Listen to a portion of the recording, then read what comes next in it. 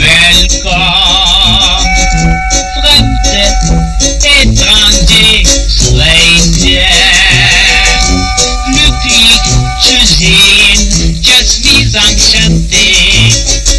In 1930, a young British writer, Christopher Isherwood, travelled to Berlin. It was a city in turmoil, political unrest and economic crisis mixed in with a wild and hedonistic nightlife. And Christopher Isherwood's memoir, Goodbye to Berlin, vividly captured the period and inspired a classic film. Life is beautiful. The girls are beautiful. For most people, it's the film of Cabaret that captures the fun and danger and sexual freedoms and the whole spirit of Weimar Berlin. Cabaret is a melting pot of performance, politics, art, a bit of dancing thrown in, and a healthy dollop of sex. This is Miss Sally Bowles. How do you do? Liza Minnelli's Oscar-winning performance as Sally Bowles turned her into an international superstar. The chair kept sliding. After about 20 minutes, he said, "Nail the chair down." And that's the only way I could shoot his poses. Ooh, show us secrets. I've had my own experience of Cabaret, playing the Master of Ceremonies on stage in London and New York. And I've always loved Cabaret, the film and the art form. So in this programme, I'm going to uncover the story behind the movie, journey back to Berlin in Christopher Isherwood's footsteps, and discover the real and often tragic history of the Berlin cabaret scene.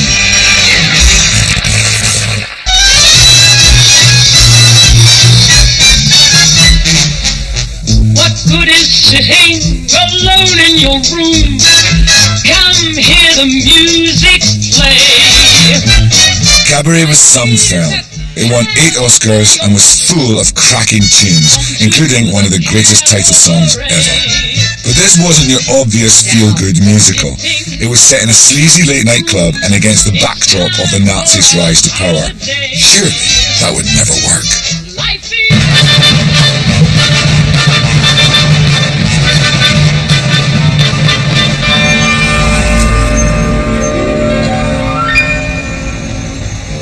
Good is sitting alone in your room. My journey starts in New York, where Cabaret the musical first began life on Broadway in 1966. Life is a cabaret, old chum. Come to the cabaret. Despite its unlikely ingredients, Cabaret was a triumph on stage and soon attracted Hollywood. Time for a holiday. And lucky me, I'm going to meet the star of the film, Liza Minnelli. Liza's portrayal of Sally Bowles, the nightclub singer determined to make it big, became one of cinema's most memorable performances, winning her and the film's director, Bob Fosse, an Oscar. You have to understand the way I am, meine Herren. And excitingly, Liza is going to tell me all about it. This role of Sally Bowles and the kind of image of you like sprawled across that chair and the bowler hat and everything, it's like a worldwide iconic image. Yeah. How does that feel? Feels great.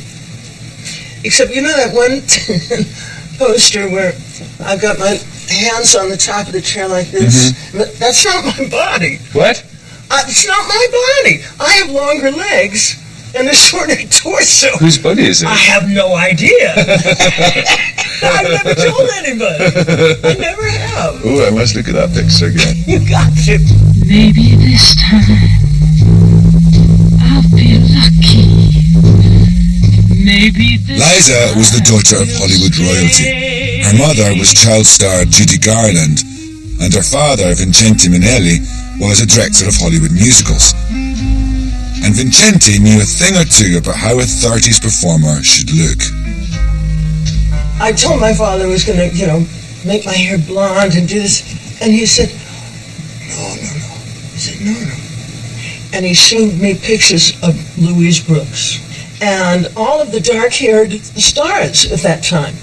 So I dyed my hair blacker and cut it in a point And then I went to a store, and as I went through, she sold eyelashes. I thought, No. right. So I bought these eyelashes. Well, that was the start of the Sally Yes. Bowles, the Liza lashes. Yes. Now, we're in Germany, and I figured out this look. And I thought, I guess I better show this to Bob, right? Yeah. Put on the whole makeup, lashes, and knocked on the door. I said, you like it? He said, what did you... Yes, thank God. Oh, phew.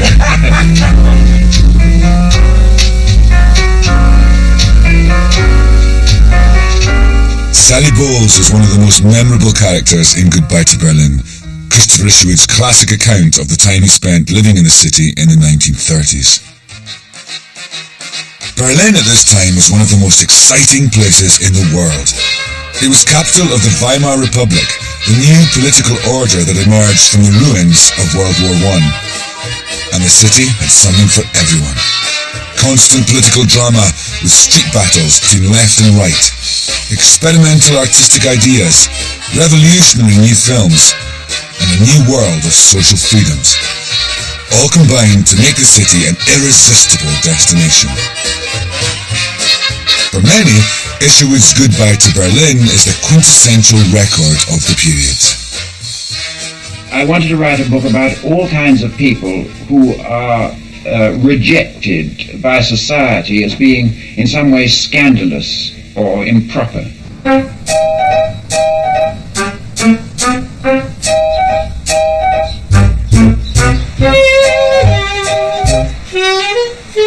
I'm continuing my little odyssey in Berlin, where I thought I'd start with a visit to where the story all began.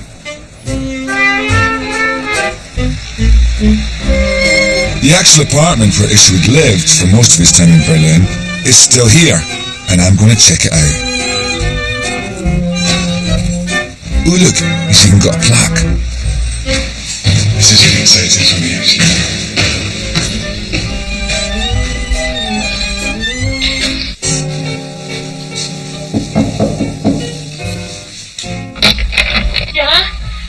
Guten Tag, Fräulein.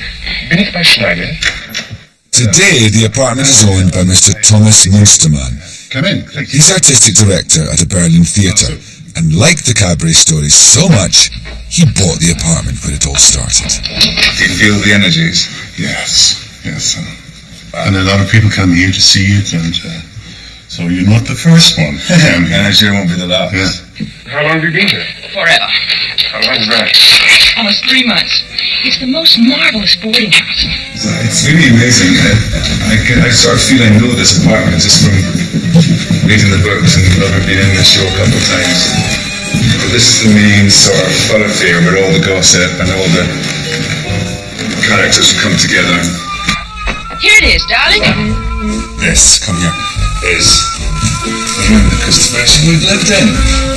And this is the very window that he looked out of. This must have been his desk, and where he wrote the first paragraphs of Goodbye to Berlin. Right here. I can't believe it. What else do you need in a bedroom besides a bed? Pupils. Well, look, you can use my room for that. And over here is Sally Bowles' room. See? Practically a suite. Come on in. And in here she would have made her prairie oysters. Prairie oysters, darling. It's an egg with Worcestershire sauce all sort of whooshed up together. That's exciting. Isherwood spent over 2 years in this flat, observing the characters who were to people his book. And it was while looking out of the window of the apartment that he wrote Goodbye to Berlin's evocative opening lines. From our window, the deep, solemn, massive street. Cellar shops where the lamps burn all day, under the shadow of top-heavy, balconied facades, dirty plaster frontages embossed with scrollwork and heraldic devices. The whole district is like this, street leading into street of houses like shabby monumental safes, crammed with the tarnished valuables and second-hand furniture of a bankrupt middle class.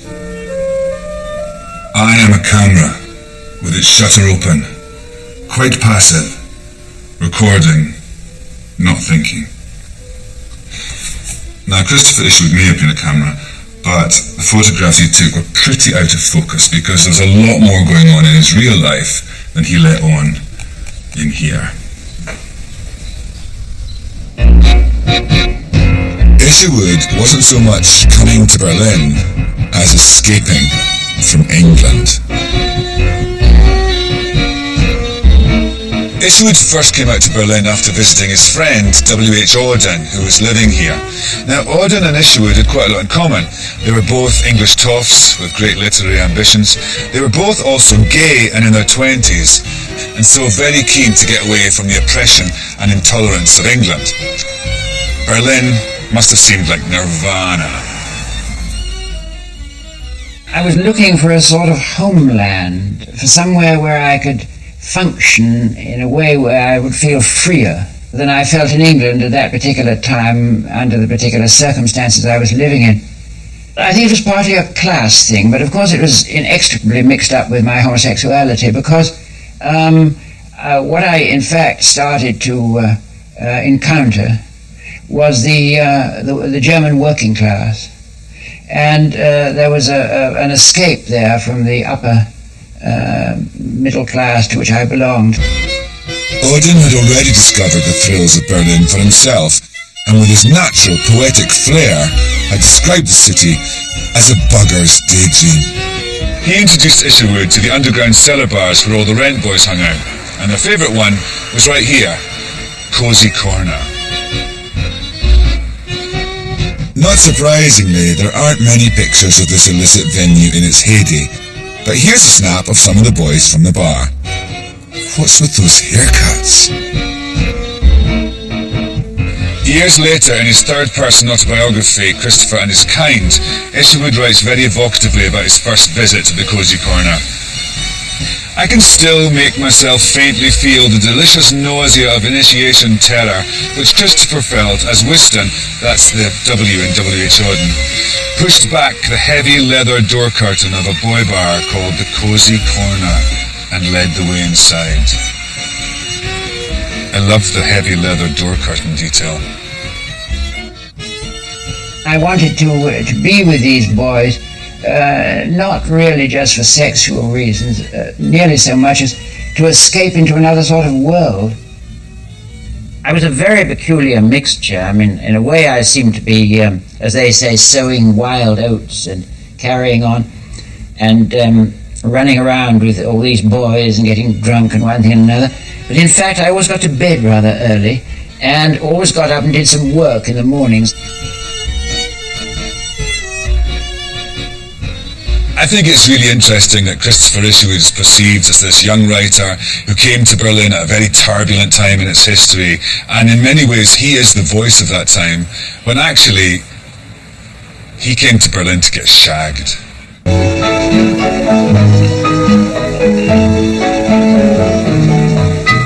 I saw him in a cafe in Berlin. Isherwood's work was first dramatised in the 1950s in the play and later film I Am a Camera.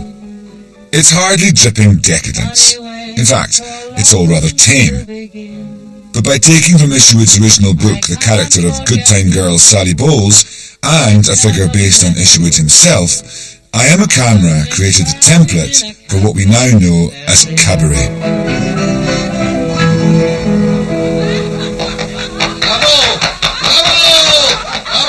Cabaret was written by Joe Masteroff, but it nearly had a very different title. Our original title for the show, before I came up with Cabaret, for which I take complete credit, the original title was Welcome to Berlin. Mm-hmm. And people in the business who had Jewish customers said they couldn't sell one ticket to a show called Welcome to Berlin. Just because it said the Berlin. Title, the word Berlin. I mean, still so potent. The pain of the Second World War and the Holocaust. Mm. So it turned into Cabaret. May I? Oh, do. Oh, at least till Pierre comes back. He's terribly jealous, you know. In both I Am a Camera and the early Broadway version of Cabaret, there are no obvious signs of Isherwood's homosexuality. God knows we all now know that Christopher was gay and sort of knew it then, but it could not be mentioned. you couldn't possibly have any gay anything in a show. We were very brave. It was 1966. We had, Nazis and abortions, That's all enough those already. things, and we had to have a gay leading man too. By the time the film came out in 1972, the times were changing. And the Isherwood character was now bisexual, involved with both Sally and her playboy lover, Maximilian. He's suave, and he's divinely sexy, and he really appreciates a woman. Hello, Maximilian. I do. So do I. Oh, Sally. Things never quite work out for her. But it's her vulnerability that made Sally Bowles so appealing. Sally Bowles is a character. Everybody is so attracted to her. People want to be her. Why do you think people are so into her? Because you care about her. Because she's wounded. Yeah. I'm self-centered, inconsiderate. Oh, yes. And I have this infantile fantasy that one day I'll amount to something as an actress.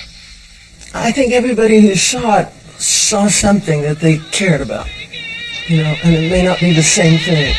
It's gotta happen. Sally Bowles is naive, but always charming.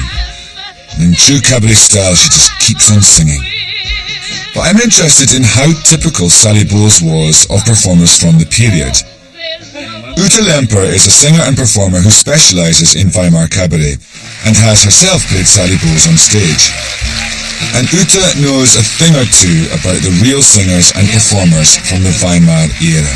Heute sehen Sie mich Gläser abwaschen und ich mache das Bett für jeden, auch für dich, mein Schatz, wenn du deinen Shampoos aufgetrunken hast. Aber diesmal, meine Herren, gibt's kein Happy End. What do you know of the life of a person like Sally Bowles in that time? I think there is actually a big difference about Sally Bowles and the average Weimar Republic performer. I think Sally Bowles is actually a very unsophisticated character. She's very unaware of the political situation. She says, so what, the Nazis are here, I still keep singing. She doesn't care about the Nazis taking over the country. She wants just her little career. Hey, Max, can we go to the Bristol bar? Why not? Oh, wonderful. I'm dying to show off my new coat. But the average performer in the Weimar Republic, I would say, is a far more political performer than she was. Far deeper. They went out there and fought for things, and they provoked and teased the heck out of this stiff German, institutional, moralized Prussian society. And they were more like anarchists. Yeah. Far deeper than the Sally Bowles. They all had a story to tell as people, like Claire Waldorf, the big fat lesbian performer who would not sing a song without interrupting in the middle and making her declaration for freedom of sexuality.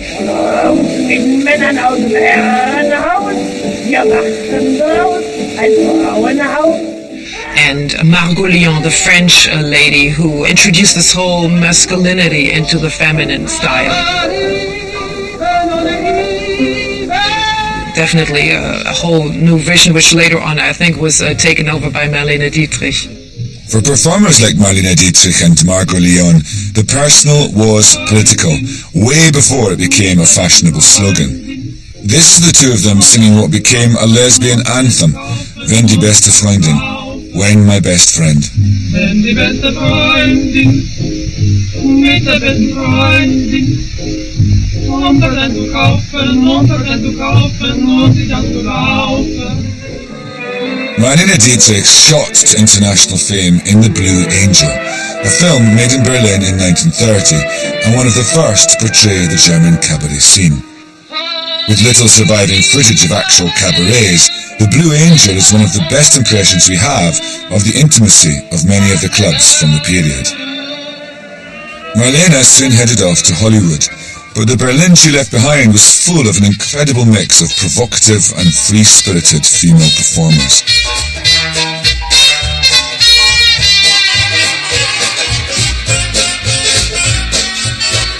It was a movement. They were in this artist movement, and they had an identity. They created their own identities. They created their personas. Cabaret had its roots in the nightclub scene in Paris at the turn of the century. These shows were known mainly for dancing girls and singers of popular chansons. But cabaret was to become a much more far-ranging art form in Weimar Berlin.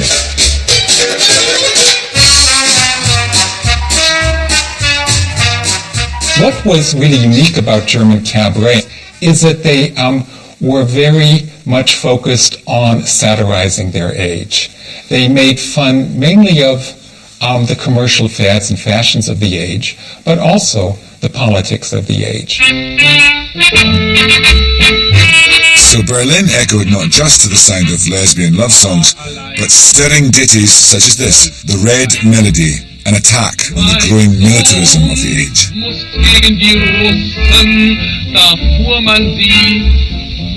It was this political edge to the cabarets that would later prove their downfall. A lot of the performers and scriptwriters and musicians were Jewish. Politically, the better cabarets were leftist or left liberal, and so that's why they were a target for the Nazis.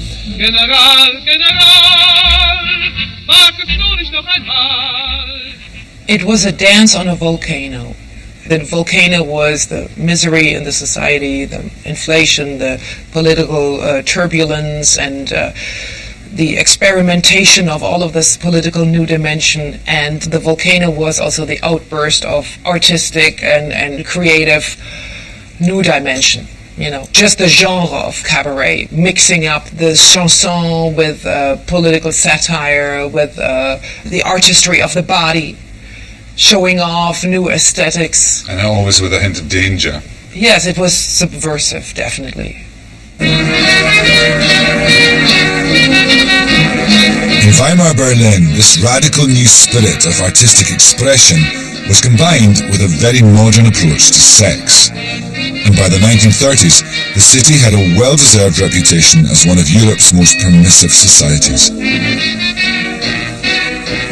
Isherwood and Auden weren't the only people to come to Berlin in search of pleasures of the flesh that were denied them at home. Economic ruin and a sense of social liberation brought about by the end of the old regime had made Berlin a mecca for what we would now call sex tourists. And if you were going to come here for a dirty weekend, you'd probably pick up a copy of this. It's the Berlin Guide to Vice. There's a young lady getting whipped. Two gentlemen enjoying each other's company. Oh, that's very cabaret. That looks like Liza. Is that a man or a woman? I suppose that's the point. Director Bob Fosse was determined to capture on film something of the original rough-round-the-edges spirit of the time, and so the film was shot on location in Germany.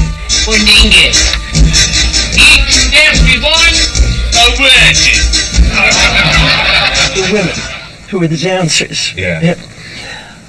They came in the audition, and it was an American musical, you know. So they got really dressed up, and they were just, you know, the best makeup and this, that, that. And then Bobby hired them, and then they put all that makeup on them with the bruises and and they're going, "Was ist los? You know, what's happening?" Bob Fosse had a very clear vision for this film, and how did he communicate that to you? To the artists of the time. You know, if you think of all of the different shots in the Club of the People, yes, they're very specific to the different painters of the time. Artists like Otto Dix, whose work would later be banned by the Nazis, captured vividly the decadent side of Weimar life. Armed with your guide to Vice, you could indulge every imaginable pleasure all around the city. Decades before the so-called sexual revolution of the 1960s, it was already happening on the streets and in the bars of Berlin.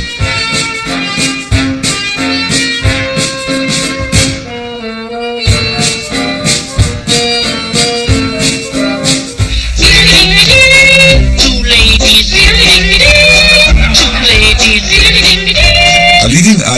this new mood of sexual openness was this chap, Professor Magnus Hirschfeld. One of the world's first sex therapists, Hirschfeld was also an early advocate of gay rights, at a time when homosexuals were persecuted and blackmailed.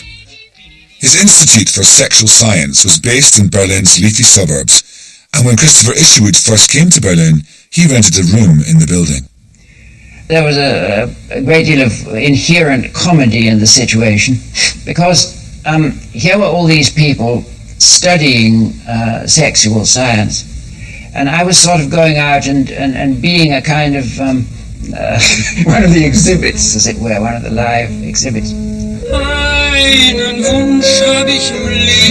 Today, Magnus Hirschfeld is respected as a pioneer of sexual science, and some of his archive is here at the State Library in Berlin. So I thought I'd take a peek at one of the patient surveys he conducted, with the help of librarian Katrin Börner, who's kindly agreed to give me a hand. Yeah. This is an actual survey that Magnus Hirschfeld actually got patients to fill in. Yes, it is. Psychological survey. So this is of a real person. Let's just call him Herr X. Okay. For reasons of anonymity. Yeah. So Herr X, what's your deal? So is this like about childhood and things first of all? Yes. Ooh, what's this about? Did you prefer play with boys or girls? Yeah. He answered, he loved both. What's this one? How often did you have sex? Ooh. And he answered, between 20 and 25, he has sex 3 to 4 times per day. With another person? With another woman, yes. Wow. That's incredible. That's bionic. I can't imagine with the same woman, but... She'd be exhausted, wouldn't she? Yeah. 3 to 4 times a day for 5 years. Mm-hmm. But after 36, 1 day per week? That's not so good. Is it? It's not, I think. Is it once a week when you're 36? Well, we all somewhat. We're all so busy these days. So there's no, like, Dr. Hirschfeld's not giving him a mark, like a score? No. I think you would have done, like, I'd say a B+. I like it. Say like it. Dr. Hirschfeld, when he first met me, took one professional look and described me as infantile. I was classified in the sphere of infantilismus.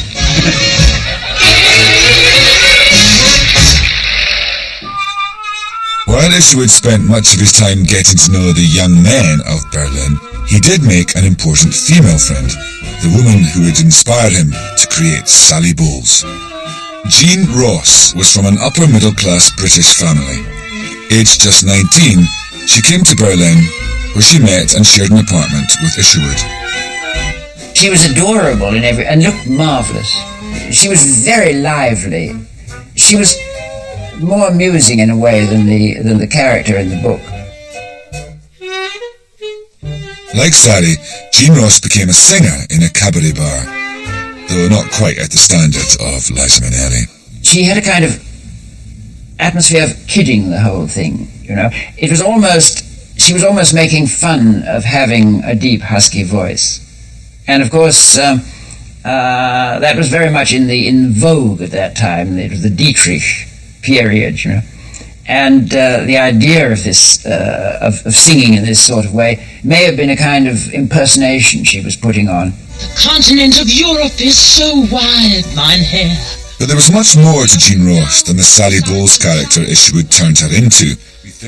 Alexander Coburn's father, Claude, was a journalist in Berlin, where he met and later married Jean Ross. How would you describe Jean, and in what ways does she differ from the perception the rest of the world has of the Sally Bowles character?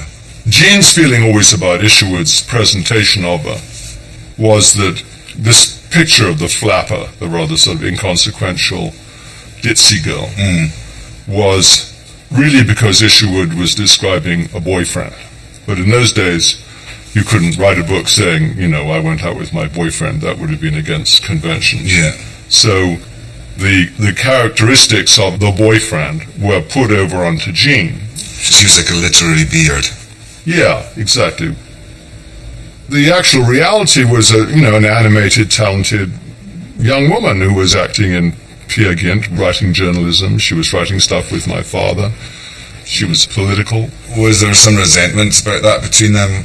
Jean didn't like the Isherwood stuff at all.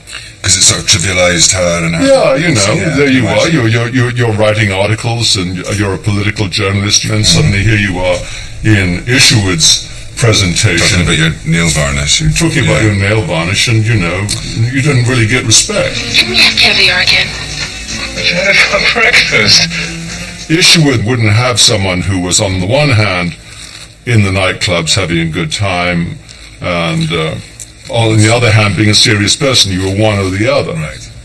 It wasn't thus this monochromatic sort of creature of the nightclubs, of cabarets. If Sally Bowles was a rather exaggerated version of the real woman that inspired her, the musical style of cabaret was a brilliant homage to the sounds of the era.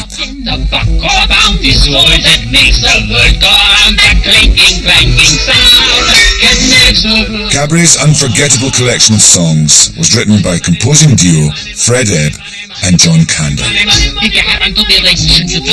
When Fred and I worked on any show, we always wrote the first piece first, not just for good luck, but because if you write the opening of any show, it tells you something about what the rest of it's going to be like stylistically.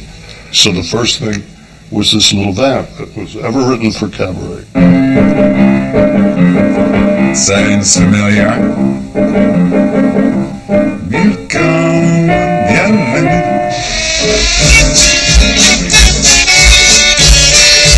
What do you think is the role of the music in the telling of this story? What did you try to achieve? It had a great deal to do with putting the audience in a particular time and place. The songs that were sung in the cabaret all had a very particular Berlin period sound to them.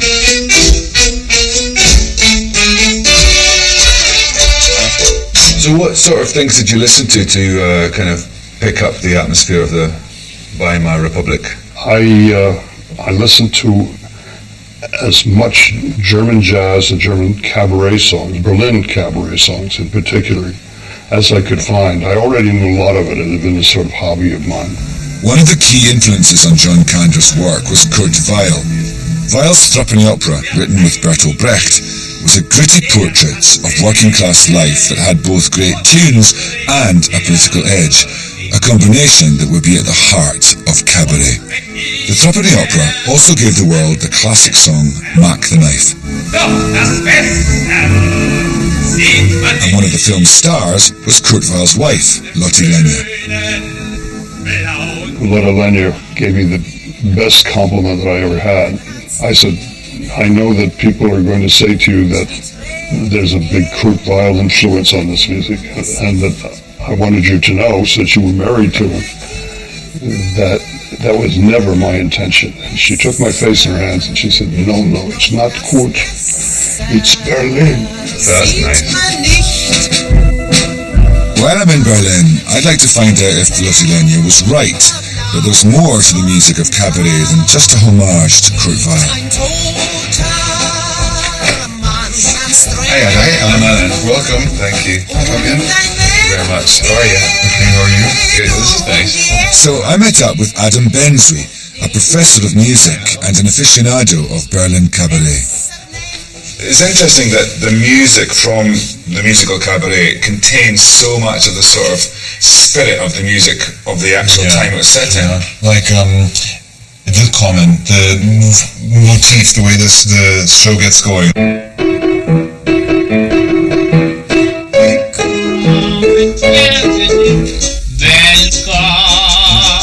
I think that sounds so much like Mackie Messer, Mack the Knife. That starts also.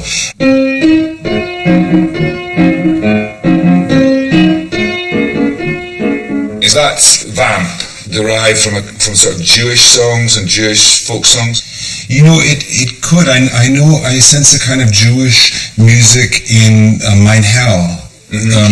When it goes, bye, bye, bye, oh yeah, or even the beginning has the Jewish. Yeah, it sounds to me like Eastern European music, which is exactly right. You have to understand the way I am, Mein Herr. Mein Herr is also kind of like Russian or Slavic music when it goes.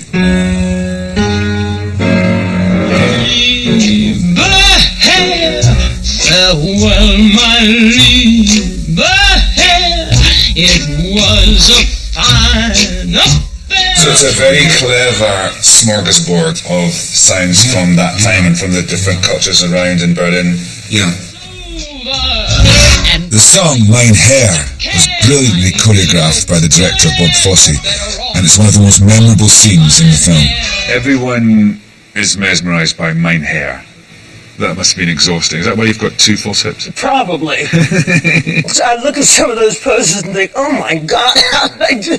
They were so hard to do because, you know, when you're like this and leaning on the chair, and then this leg is way back here, so you're literally like that, right? With your legs. The chair kept sliding, and finally, after about 20 minutes, he said, nail the chair down. And that's the only way that we could shoot his poses. Ooh, show us secrets. When you went to Berlin, you kind of really immersed yourself in that culture and everything. Yes, and talking to people, older people who've been around. Yeah. You know. And what did people think about the fact that there was this kind of Americanized version of what had gone on? Well, they were a little weird about it. I mean, we're going to Germany to film a movie about the Nazis. When we're going to call it the Nifty Nazi Follies. I mean, come on. So, I mean, when they dressed all these guys who were cast as the Nazis, we found them hiding. You know, they didn't even want to be seen. Right. You know. So when it came out, they realized that it was really important and really on their side. So now that I've got a pretty good picture of the Weimar cabaret scene, I thought I'd see if there are still any traces of it in today's Berlin. I've been told there's a night on here at Club Bassi that's still got the cabaret spirit. Come with me to Chantal's House of Shame. Hello, Mr. Lewis. Thank you.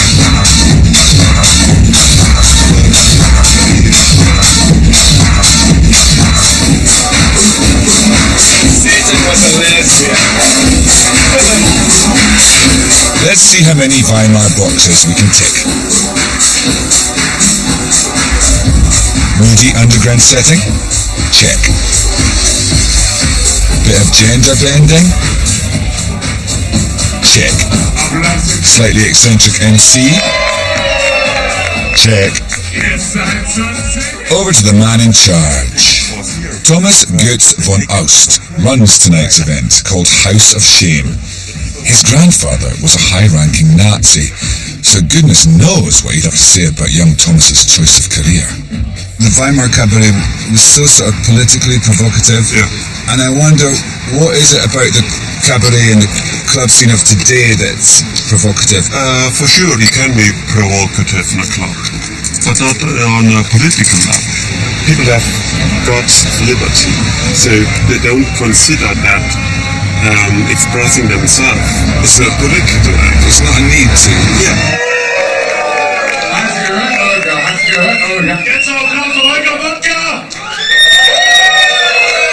They're coming to Berlin and they see something like a playground.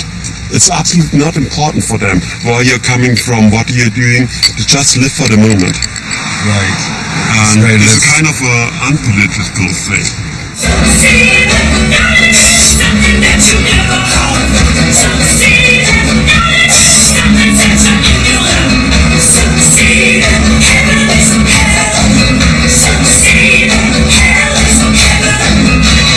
just come out of Chantal's House of Shame, and I feel a bit sad. I'd hoped that we would find the new spirit of the Weimar Cabaret here tonight, and we didn't really. We found it as sort of a less than average drag show, and I don't know. I'd hoped for more, and I feel that maybe the spirit of the Weimar has left Berlin.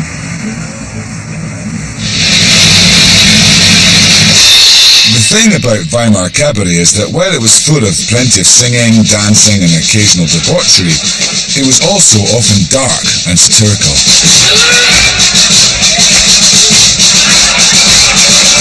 And there was usually one figure at the heart of things. In the movie and the musical of Cabaret, there's a character who doesn't really feature in Christopher Isherwood's writing, and that's the MC, the conférencier, the host. In the 1920s and 30s, every cabaret had one, usually a biting satirist mocking anti-Semitism, the politicians of the time, and of course, the rise of the Nazi Party. The MCs were the stars of the show. Guten Abend, bonsoir, good evening, wie geht's, comment ça va? Do you feel good? Yeah, I bet you do. I played the MC on stage in New York and London. The character is a sort of debauched everyman, constantly commenting on events. But I'm interested in who the real MCs were.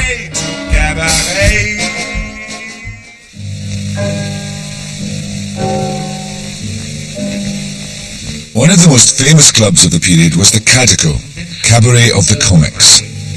Denk ich oft mir, kann das sein? Bist du wirklich der, dieser ältere Herr, der mich anschaut?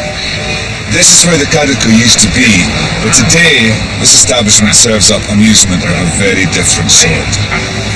Und du hattest doch gestern alles noch, was den Mann ziert. Die Gemeinheit ist dabei, dass man glaubt, es ist noch Mai und die Sommerzeit liegt in Helligkeit noch dahinter. One of the most popular and charismatic conferenciers in what used to be the Cadico was a man named Paul Morgan. Ich heiße Paul Morgan. Ich möchte bloß mitteilen, dass ich in diesem Film die Hauptrolle spiele. The rare footage that survives of him from films is of a cheery chap, and he was renowned for his good-humoured style, performing comic monologues, skits and songs. Hab kein S nicht gesehen, ich ließ einfach alles stehen und ich stürzte mich, ein Berserkerich, auf die Kleine. But Paul Morgan also regularly performed a satirical newspaper review. Here's an excerpt from one of his routines, mocking the official Nazi newspaper. In the cabaret of the comedians, there was an un-German, racially alien to-do for a public that consisted almost exclusively of sons and daughters of Israel, which greatly offended the few Aryans in attendance. It is high time that our Hitler and our saviours appear in order to make some fundamental changes in the area of entertainment. These pigs must be killed. When Paul Morgan performed that parody in 1926, the Nazis were still a fringe political party, and their anti-Semitism was regularly ridiculed.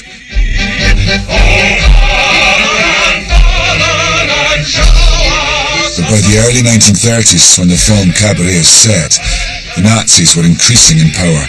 This is chillingly portrayed in the film's beer garden scene.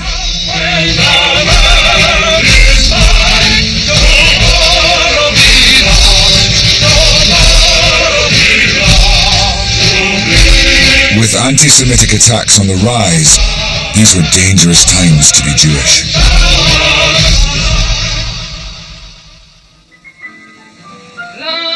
But despite the risks, the cabarets continued to satirize the Nazis.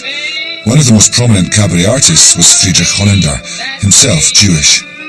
Hollander was well known for writing for Marlene Dietrich, but like Paul Morgan and others, Hollander's work could also be edgy and provocative, often poking fun at Nazi anti-Semitism.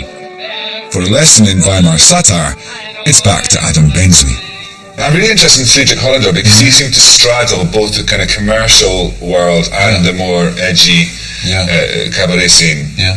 The songs in Blue Angel are actually the side of Hollander that's kind of popular. Those songs could be in a Hollywood musical, but he was doing really provocative other stuff.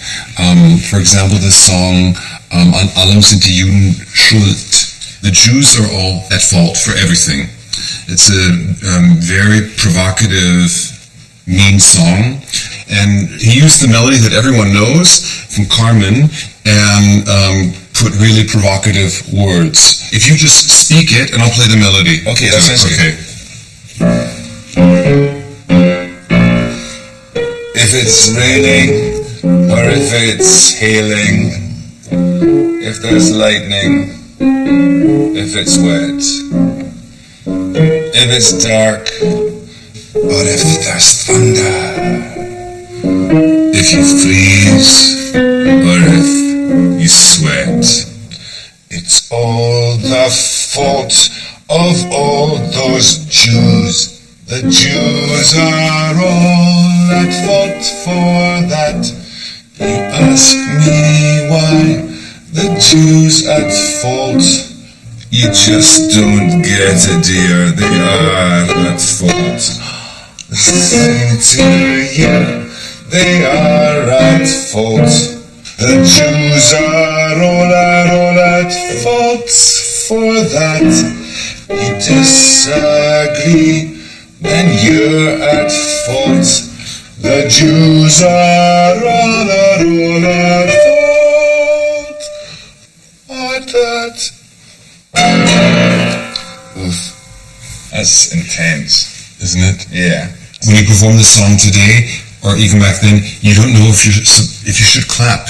You know, it's a trick. You trick the listener, this song. The first part of the song, the audience is really curious. What's this song going to be about? You think it's going to be amusing. Oh, isn't it cute that they're using the melody of the song we know? Yes. And so it tricks you. I mean, it's sort of interesting because satire kind of blooms under oppression. Yeah. In any time. But still, this is, I guess, just because what happened was so monumentally horrific in terms of our history that just seems so near the bone. How can I speak of her virtues? In the film Cabaret, there's one song clearly inspired by the anti-Semitic satires of the period. But if you could see her through my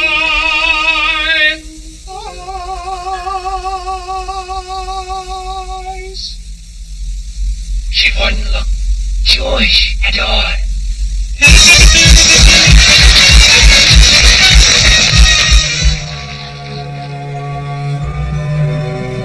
In 1933, the worst fears of the cabaret artists came true when the Nazis came to power.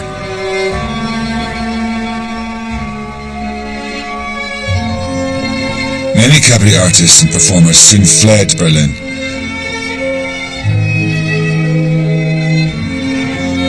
In book burnings around the country, the Nazis burnt the works of Jewish writers.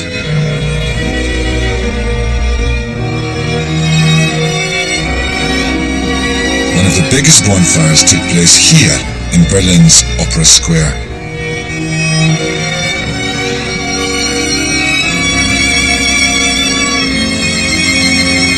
Marx, Einstein, Brecht, Magnus Hirschfeld, and others who were deemed degenerate had their works destroyed. Also onto the fire that night went the works of many cabaret writers, terrifying evidence of the power of their words and music. One of the spectators that night was none other than Christopher Isherwood, who, according to his memoir, looked on disapprovingly and in a very English manner muttered the word, shame.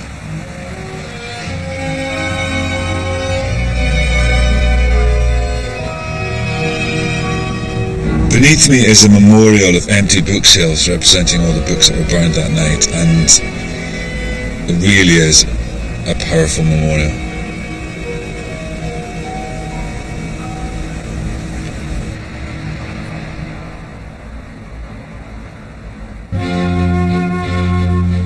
Shortly after the book burnings, Isherwood left Berlin. As he described it, "I go out for my last morning walk. The sun shines and Hitler is master of this city. Even now I can't altogether believe that any of this is happening." Those cabaret artists who remained in Berlin were now firmly in Nazi sights. Cabarets were, in Nazi eyes, the worst of Weimar culture. The cabarets were totally in favor of the modern world, liberalizing sexual mores, promoting gay and lesbian rights, promoting new fashions and trends in the arts. All of these things the Nazis opposed, and so that's why they were a target for the Nazis, precisely because they were so liberal and open-minded. Wohin die Seen zu jedem Deutschen zieht, wo die Zypressen hoch und wo der Netz noch höher blüht, seitdem der alte Goethe so um die Art. In 1933, when the Nazis came to power, they closed down most of the cabaret clubs, and those that remained they kept a very close eye on, sending spies into the audience to report back on the content of the shows. In the basement of this theatre was the Tingle Tangle, a club opened by Friedrich Hollander, which the Nazis paid particular attention to. As one of their spies reported back, the audience was almost exclusively Jewish. There were only a few Christians, apparently provincials, who'd found themselves there by mistake.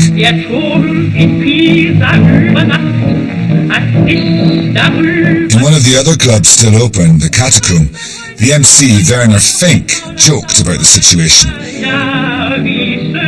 "Yesterday we were closed. Today we are open. If we are too open tomorrow, we will be closed again the next day."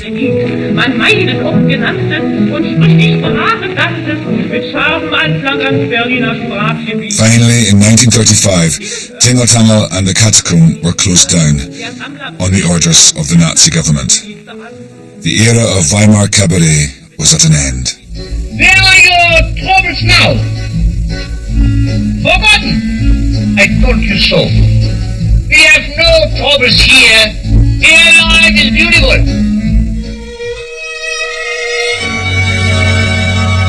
Tragically, many of those cabaret artists who didn't escape ended up in the concentration camps.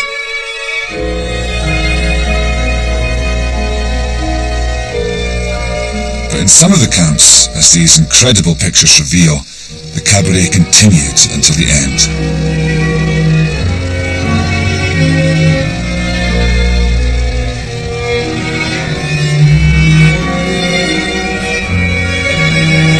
Coco Schumann was a young jazz musician who played alongside many cabaret artists in Theresienstadt, one of the transit camps to Auschwitz. I played all the cabarets with the guitar and the piano and a small outfit for accompaniment. I played with nearly everyone who made a cabaret. I made music for them. These pictures were filmed by the Nazis, who used the performances to maintain morale or for propaganda purposes.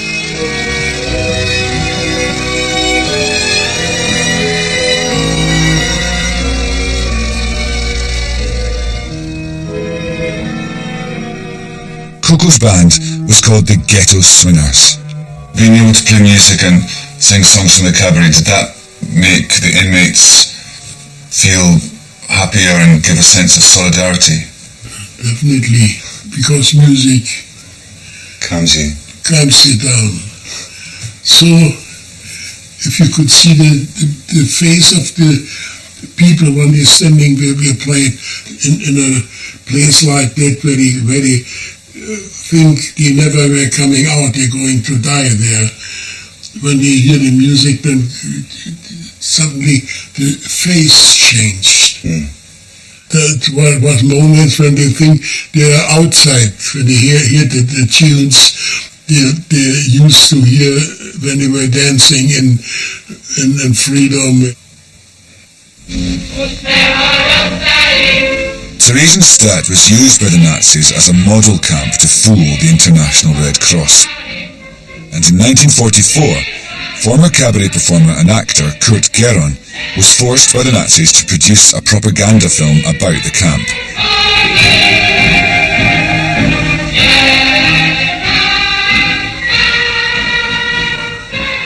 A film which Coco also appeared in.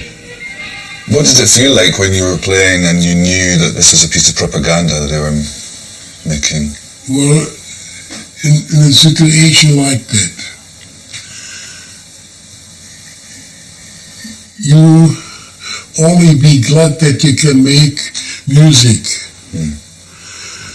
And you couldn't change anything that happened to you, so you stop thinking about what happened to you. You just live in the moment. It's the only way to survive. If you think always what's coming, you're going to die. In one poignant scene of the film that now only survives in photos, Kurt Geron staged a cabaret show, including a performance of Mac the Knife. As SS guards looked on, one of the anthems of Weimar musical culture rang out, a last echo of the world the Nazis had destroyed. Und ein Mensch geht die Ecke, den man mit die Messer nennt. Do you think that Kurt Geron thought that by making this film it would save his life? Yeah, sure, definitely. But Kurt Geron died in Auschwitz. He was one of many cabaret artists who were victims of the Nazis. Among them Paul Morgan, the MC from the Kadiko who died in the concentration camp at Buchenwald. Auf Wiedersehen! A bientôt!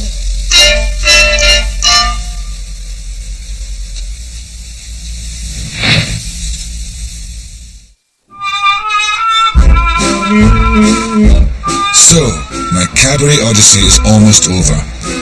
And in case you're wondering what happened to the other characters in this film, Friedrich Holländer escaped the Nazis and enjoyed a successful Hollywood career as a composer before finally returning to Germany. Magnus Hirschfeld died in exile in 1935 and since his death has gone on to become a hero of the gay movement. After giving all her style tips to best friend Marlena, Margot Leon stayed in Europe, never quite recapturing her Weimar celebrity. Apparently, Jean Ross never saw the film she inspired, but she did stay in touch with her old friend Christopher Isherwood. Later on, she went back to England, and we saw each other. I must confess, I used to try to keep her off politics because she was so very party-line that it was a little bit deja vu, the things she said. But I'm sad to say that she died this year. That's to say, 1973.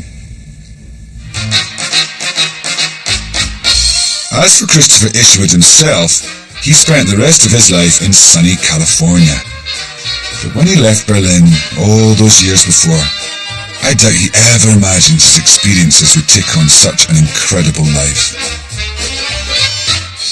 The piece continues to be perversely entertaining, even though it's dealing with something very awful. It changed the vision of homosexuality. At that point, people were still kind of more private and hiding more. They felt they had to. And this influenced that, I think, cabaret. Yeah. It helped. Well, it opened people's minds to other possibilities. Absolutely. We never dreamt it would work that well. We thought there were too many things against it. This is a show that purposely had rather unattractive chorus girls, and a show that ended sadly for everybody, except the investors. What good is sitting all alone in your room? For me, The film is above all a tribute to the heroic daring of the cabaret artists and an era of unparalleled freedom snuffed out by the Nazis. The real world of Weimar Cabaret represented a time in history, a unique time, when freedoms of expression, sexual, political, artistic, all came together like never before or since.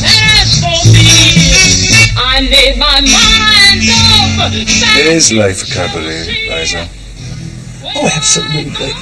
Look at all the stuff that happens to you. In these episodes. You just keep going on. Yeah. I mean, I'm still woofing away. Stop by admitting